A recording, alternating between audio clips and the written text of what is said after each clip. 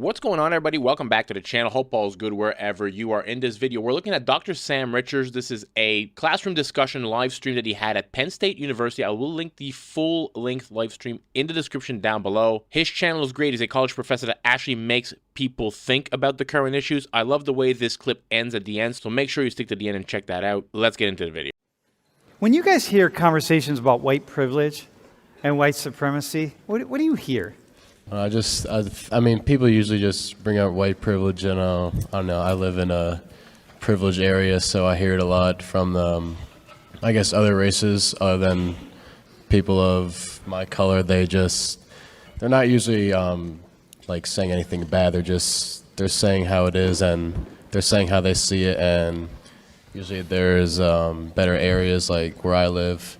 Near Baltimore County. Baltimore County is not the best area, but then where I live, it's a better area. So people make those differences, like real world differences that I agree with, but I mean, I don't argue with them. I just witness it how it is. So what's it mean though? So in other words, do you see yourself as privileged? Yes. What's that mean for you? Just means I have it better than other people, and I just accept it. What's it? That I may have more money than other people. I may be living in a nicer area than other people. Okay, so privilege for you, the way this conversation gets defined is that privilege is about resources and about like money and a house and opportunities and this kind of thing. Maya, how about you? I haven't obviously benefited from white privilege, but I do see it. Like I said, I grew up in Northern Virginia, which is a predominantly white area. And so I get to not really experience it, but I get to see other people exerting it in everyday life that they don't really realize or recognize. But I can recognize it from my background and my experiences. So what would it mean to benefit from white privilege for you? Like for skin color or? Yeah, just what would it, you said, yeah, I haven't really benefited from white privilege. So what do you mean by that? But I haven't really benefited by it, or I've been so I think for myself, I am lighter skinned compared to a lot of other black people, and I do recognize that. I do benefit from it because when I'm in more like white environments, a lot more people will come up to me than to my friends who are of darker complexions, and they feel more ready to be open and more friendly with me, and be willing to give me more, not information, but willing to talk more. Just engage willing more. To engage, yeah. So you have benefited from white privilege? Yes.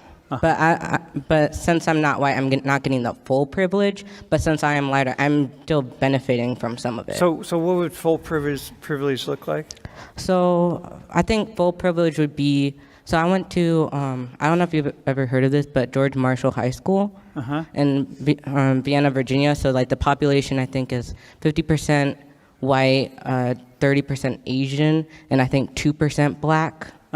And so I've grown up a lot around like white people, and so growing up around them, it's more like, it's not, I think a lot of it is you're not, it's unapologetically going after more like what you want or what you think is yours. And so you don't have to think about other people or your circumstances or surroundings. It's more like you're not as inhibited as someone who's kind of more raised with because I've kind of raised with some things will limit you because you are a woman, because you are black. Yeah. But with having white privilege, it's one less thing limiting you. Okay, so hang on, I'm just going to push on to something here. So you're what social class are you? I said I'm upper middle class. And bro, how about you? Say like upper middle. Upper middle? Okay, so then Maya, but upper middle, so that allows you to, so you lived then around a certain class of white people also. Yes. Right, and so it's white privilege by extension. Yeah, okay. Devin. What's when you hear that white privilege? What's it mean for you? To me, it just means that like my skin color in and of itself does not make my life any harder than someone who is a person of color. Like I will never question if something bad happens to me, was it a result of my skin color? I hope that makes sense. Yeah, except that things could happen to you that you could like maybe not get a job or something because you're white. Like someone's getting like, yeah, I can't hire you because you're white. We need more black and brown people. There are all sorts of things that could happen to you. I just want to push on that a little bit. I mean, from my perspective, I grew up in Philadelphia, so I do hear like both sides of, I guess, the white privilege thing from white people. I mean, like there are white people that I know that grew up with not a lot, and so they think that they can't possibly be privileged. Well, okay, hang on. It's actually painful to watch how some of these students are unable to make a coherent argument. Dr. Sam Richards, let me be clear about one thing here. In today's climate at a more woke leftist university, for him to be having these actual discussions and teaching people how to think, which is why I love the way how this clip ends. It's weird to say this, but it does take some courage because of the climate that we live in. He's an older white man teaching at a university, which is a very woke university. For him to be teaching this, it'd be easy, I think, for them to be canceling him. Because in America, what's happening right now in the West, teachers union, the teachers' ed schools, which have been an absolute transmission belt for this anti-American victimology that we see now, has been that way for decades, and they are dedicated to everything but knowledge. They see teaching as, community building, fighting oppression, being an activist, fighting racism. Teachers come out of universities knowing nothing, the students that want to teach. The teaching class is the lowest on the scale of SATs. They don't know math, they don't know history, but they sure freaking know their racial victimologies. So that's what's happening now. The teachings of grade K through 12 has been dedicated now to an alternative narrative about the United States, which is that its most profound trait is one of white supremacy. And in my opinion, there's a real parroting between what's going on in the universities and what's going on through the education system. Students have been ignorant for a long time. America has been complaining about the failures of its school for decades. It was well documented that in 1980, a bunch of corporate CEOs got together and had a nation at risk report, right? Because students didn't know American history. That was in the 90s and late 80s. Now they really don't know American history. It's quite extraordinary when you think about it. I know I talk about this a lot on this channel, but when we talk about privilege in today's day and age, privilege is having both parents at home. When you look at the stats on fatherless home, and it doesn't matter if you're a white kid, a black kid, a Hispanic kid, Asian kid. If you have a mother and a father at home that stay together, that love each other, that instill their good moral values in you, good ethics, put an emphasis on higher learning. By that, I don't necessarily mean going to university. Keep on educating yourself. Read, learn stuff, take courses. That's what privilege is. Kids that grow up with their mother and the father in the home do far better across every metric than kids that don't. Let's get back to the video. Let's go with you, though. Okay. So you identify as lower. Yeah. Or When growing up, I was lower middle class. Now I'd say I'm more working class. Family. Okay. So, but is that? Wait, hang on. You're upper middle class. Lower middle class. Yeah. Lower middle class, working class, right? Mm-hmm. Can Maya? Wait. Do you have more privilege than Maya? Dude, she's living in a really sweet neighborhood, by the way. But I do have white privilege. Would I say that her life is privileged in other ways? I'm sure. But her skin color versus my skin color, I will always get the upper hand. Always? I'd say so. Do you agree with that? Daniel, do you agree with that? She's always going to get the upper hand over Maya?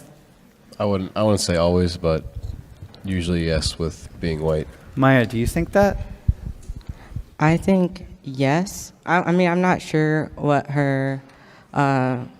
I think it depends on what the situation is, but I think in most cases, yes. Yeah. Huh. So listen, let me just say. I want to say something about where I'm going here, right? For me, as an instructor, we like throw these terms around a lot, like white privilege and white supremacy and whiteness and white this and white that and whatever. Like white people just have power and white people are special and white people whatever, right? And then I'm like, I'm going to just sit I'm gonna just take you, and I'm gonna say, all right, let's just put you in the lower class for a moment, okay? So you're gonna be a representative instead of lower middle class, working class. I grew up in the working class, so like I'm there on that. So like, but I'm gonna just hold you there. But like, look, the way I see it is like these two right here, Daniel and Maya, they have some things. Like if you went to their neighborhoods, right? Because I know where y'all live, right? If you saw the cars their family drove and their neighbors drove and this kind of thing, and do you think if you really saw that and let's pretend for a moment that Daniel isn't white, that he's black, because dude, first off, you do understand there are black people in this room who are rich, like rich, man. Y'all know who you are, and maybe at some point you'll come up here later in the semester, but like, come on, man. Maybe Maya is one of them. But the point being, like, I just want to open this conversation up a little bit, right? Like, how do we get to this place where it's just automatically assumed? Like dude, imagine where Maya lives for a second. And you're sitting here going like, yeah, but I have this privilege. And I'm like, dude, go home with her over Thanksgiving break, man, and come back and report back to us. Like, I don't know. What do you? I think because I have been exposed, like my roommate, he's from Colombia. He drives a Benz, and it's like his prized possession. So Colombia, the country of Colombia? Yeah. Okay. So he has always been somebody that I look up to in his work ethic and whatnot. But I still feel that on the topic of white privilege, it's intrinsic to my identity. You know what I mean? Like there is no, like my social class and my social upbringing is not readable when I walk into a room. What is readable is my skin color. Yeah, I got you. It's kind of like Isabella, right? A little bit, right? Like I know, like if I know the upper class in Quito. So I know where Isabella's from. I know who she is, right? But okay. People have to remember that in societies, you're going to have privileges, right?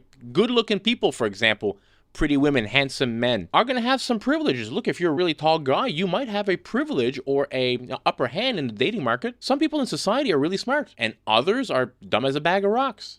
The smart people will have a privilege. Right now, we've seen what Disney's doing. These reports came out about Disney. They're no longer hiring white people. They don't want white males. In the DEI era, you are privileged to not be white. These critical race theories that people are teaching at these universities, they're in essence just white supremacy, just in reverse. But nobody wants to talk about that. Guys, if you like these types of videos, please consider subscribing to the channel.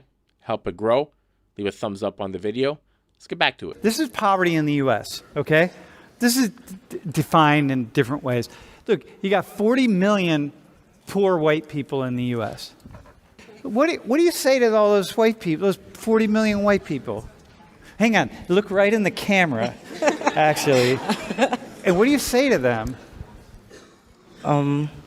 Well, poverty isn't always generational, but that is a giant factor in a lot of people's upbringings and how much wealth they have, because a lot of things that well, I think I've had discussions before about what is wealth and what's the difference between wealth and having money. Yeah. And having wealth is meaning that you can tide it over to future generations and that they'll be okay. But having money is just you having enough for yourself in this lifetime. Okay. And I think a lot of factors play into, a lot of people do have money, but not a lot of people have wealth. And I think that's a giant thing, that and financial literacy also, and knowing what to do with that. Okay, all right. Now, you know what you just sounded like right there? You sounded like a really privileged, educated, smart American. Forget about the fact that you're black for a second. You sounded like a privileged American in that response right there. But here's what I want you to do. I want you to look into the camera, and I want you to talk to 40 million white people who all have white privilege. So hang on. White people, 40 million white people. Y'all have a shit ton of white privilege. And no matter what, when you walk into a room, your whiteness is going to get you things. Like, people are just going to throw shit at you because you're white. You know, that's how it works. But Maya right now, and Daniel and Devin, they're going to talk to you and tell you how you should think about all that white privilege you have. Okay? All right, so go ahead, Ma. What are you going to say? I'm not really sure I understand the question. Well, you got it. Good. Here, I got it. Oh, hang on. Here you go. You ready? Mm-hmm. Hold on. I'll do this. Here's the question. Dude, I'll just sit right here. So I'm one of those white people, okay? And I'm going like, man, the fuck? I have privilege? Like, I can't go see the doctor. I can't do shit. I'm poor, man. I'm working 3 jobs. I'm barely hanging on. And like, where's my privilege? Just being white? Like, where's my privilege, man? Like, I'm so poor I can't even get a job at Walmart. Like, where's my privilege? All right, that's what I want you to respond to. Okay. So what I'd say to that is... No, to those people. To those people? To you, actually you. You could say to you. Okay. To you, what you can think of is white privilege is not just this God complex. It's not, oh, I'm inherently better. It's not, I should have this job because I am white. It's because you get those little advantages, those little... When you say you have nothing, if you're white and poor, you still are white. And that in itself, with our country's history, does give you a little leverage over people of color. And wait, over you? Yes. I've been... Well, hang on. Let me ask you this. Would you rather be poor and white? Poor and white, okay? You grew up, your mom works at a diner 20 hours a week because she's home taking care of her disabled father, and your father is kind of, I don't know, a crackhead, right? And you're white. Okay. Would you rather be, and really trying to survive, maybe disabled, forget the crackhead thing, disabled, like really working hard, or you ready? Or would you rather be you? Of course I want to be me, because I know myself. No, I am not talking about that, my friend. I'm talking about you, black and wealthy.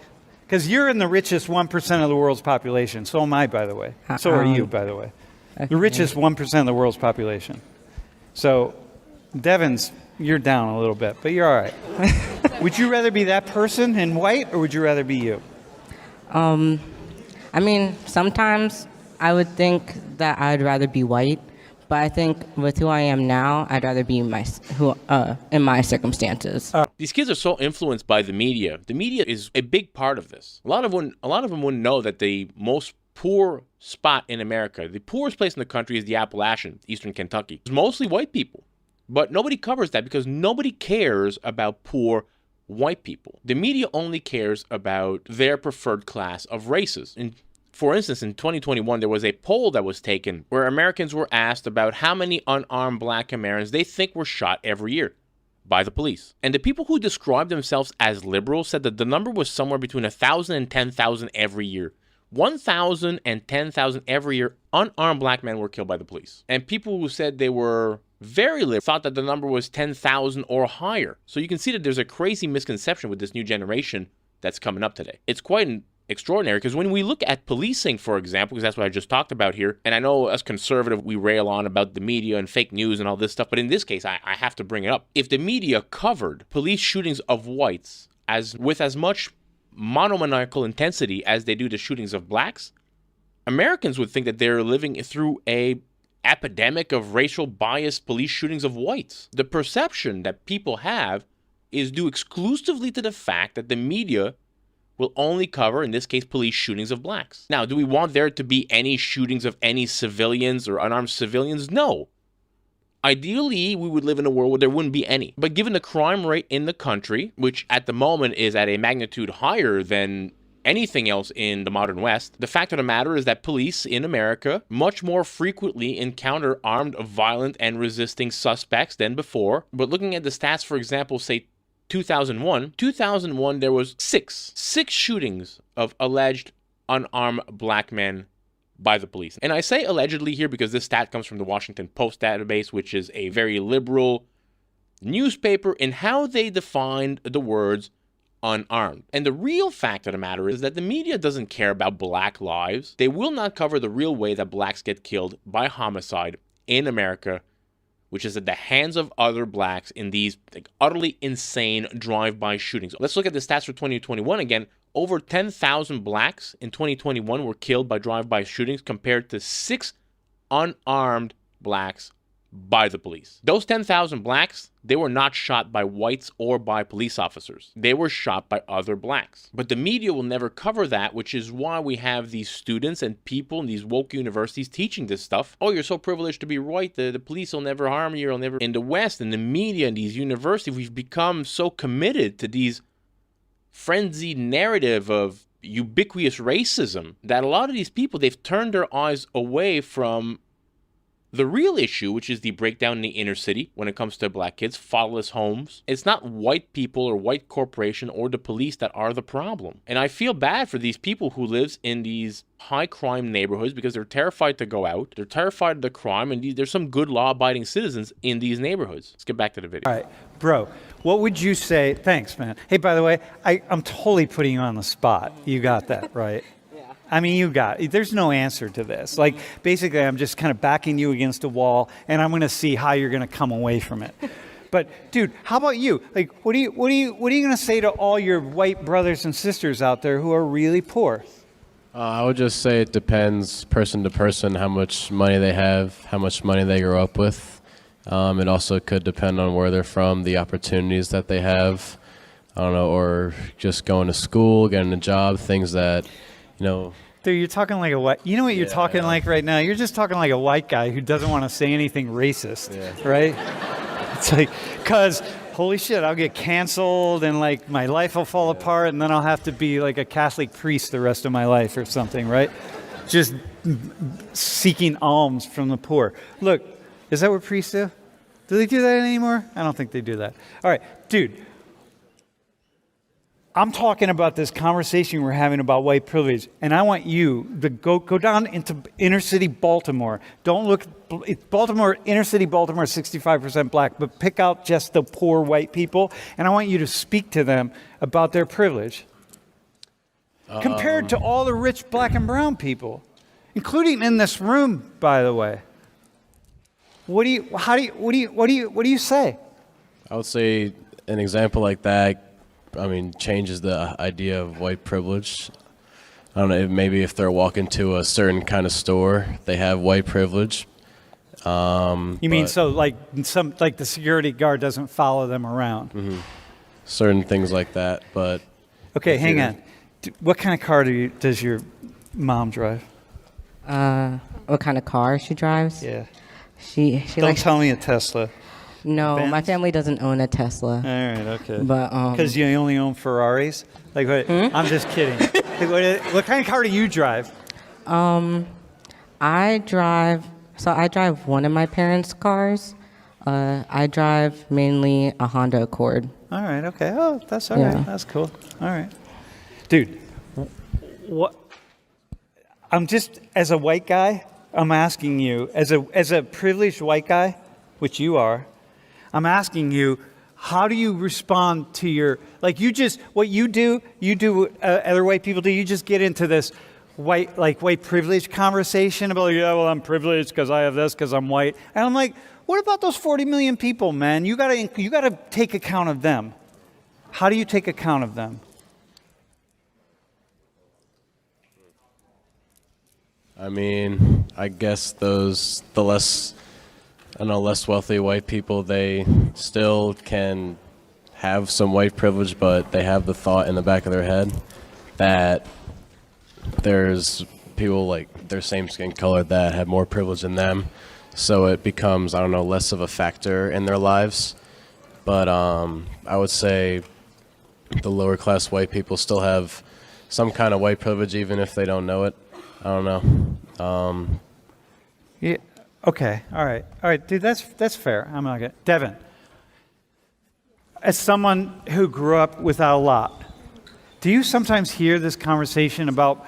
Do you? When I say there's rich black and brown people in this class, you know what that means, all right? I mean, like really rich. Yeah. How do you feel? How do you feel if they talk about the fact that you have all this privilege and like they don't? Do you have any thoughts? Like, do you have anything you want to say to them?